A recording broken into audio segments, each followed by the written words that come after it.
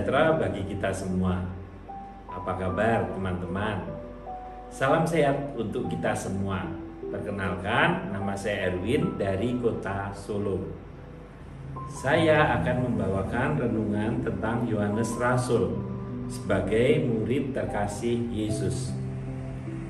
Saya dibaptis saat berusia 12 tahun, saat kelas 6 sekolah dasar pada tahun 1979. Saat diminta nama baptis, saya berpikir, apa ya nama baptis saya dan pelindung saya? Untuk menghormati nama ayah saya, Yohan, dan ingin seperti murid terkasih Yesus, maka saya memutuskan nama baptis saya adalah Yohanes Rasul.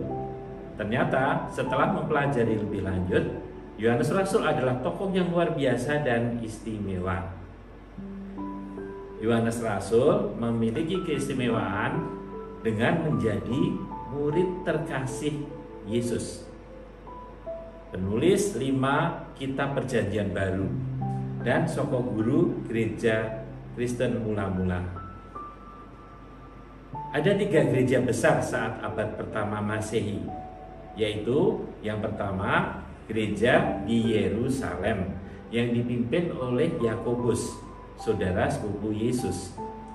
Yang kedua, gereja di Antioquia, sisi timur Asia Kecil atau Anatolia, sekarang negara Turki, dipimpin Barnabas dan Paulus. Dan yang ketiga, gereja di Efesus, kota pelabuhan di sisi barat Asia Kecil, yang pernah dipimpin oleh Yohanes menurut tradisi. Masyarakat Efesus sebagian besar menyembah dewa Yunani, yaitu Dewi Artemis, sebagai dewi kesuburan. Kehidupan pengikut Kristus berkembang di sana perlu dimotivasi.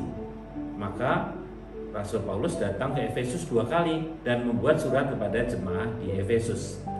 Setelah itu, menurut tradisi diteruskan oleh Yohanes.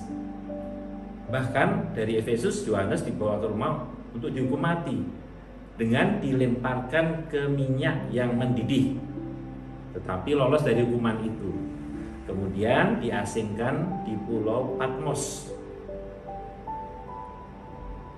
yang di sana dia menulis Injil dan Wahyu. Yohanes meninggal oleh karena usia tua di Efesus tahun 98 Masehi.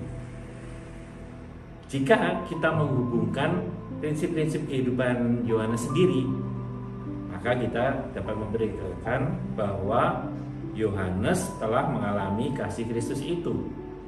Dan inilah yang memampukannya untuk mengasihi Kristus sebagaimana ditulis dalam Injil. Yohanes mengalami bahwa Allah lebih dahulu mengasihi dia, sehingga ia terdorong untuk membalas kasih itu. Yohanes adalah sahabat Yesus di saat suka dan duka. Ia mengikuti Yesus dari awal mula dan menjadi salah satu dari 3 murid Yesus yang terdekat. Maka jika kita ingin menyebutkan keistimewaan Rasul Yohanes adalah murid Yesus yang peka terhadap kasih Allah yang dialami di dalam Kristus, dan ia menanggapi dengan membalas kasih itu.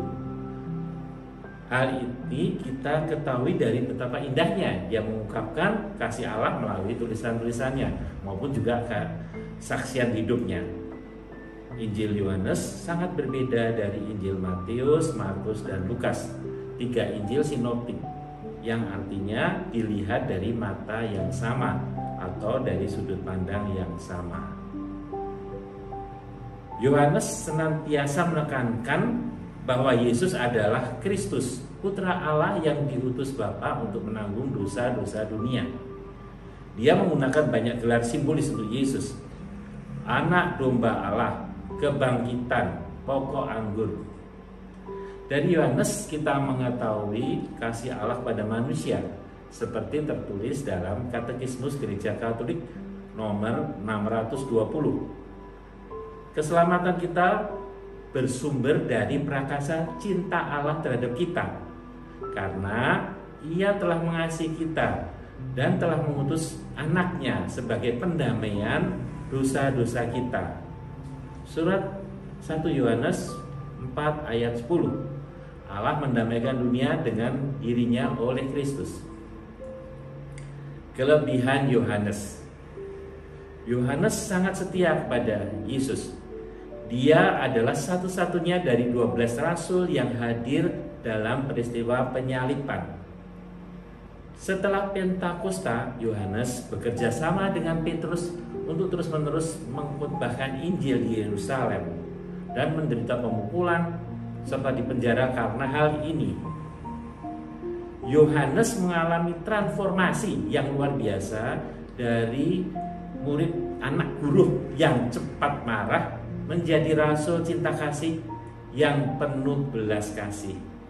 Karena Yohanes mengalami kasih tanpa syarat dari Yesus secara langsung.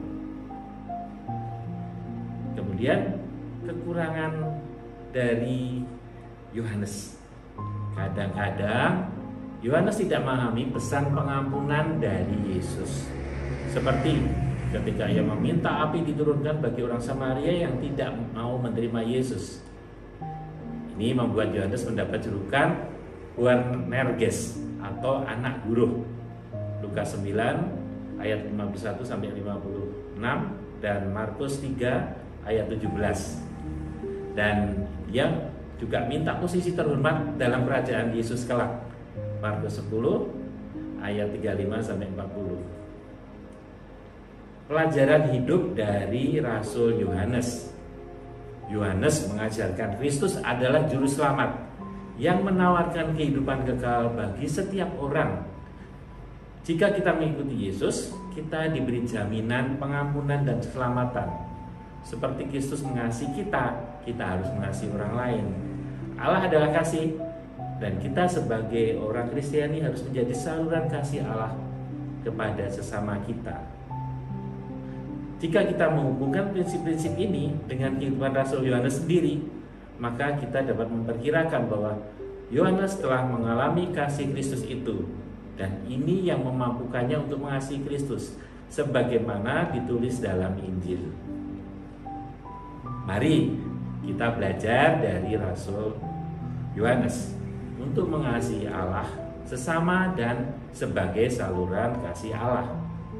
Karena dari Yohanes kita mengetahui bahwa Allah terlebih dahulu mengasihi kita dan dengan jaminan pengampunan dan keselamatan dari dosa.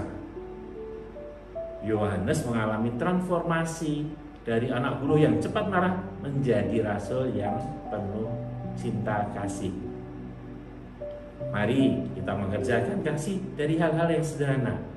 Misal, di rumah kita mendengarkan keluhan suami, istri, dan anak. Tidak menggosip. Menghadapi persoalan hidup tidak mudah putus asa. Siap bekerja sama dengan orang lain. Tidak egois, selalu mudah senyum seperti diajarkan Paus Fransiskus. Santa Teresa dari Kalkuta mengatakan, kita menjadi alatnya dalam mengasihi manusia dengan cara mengasihi sesama demi namanya. Sekian, salam sehat, berkah dalam.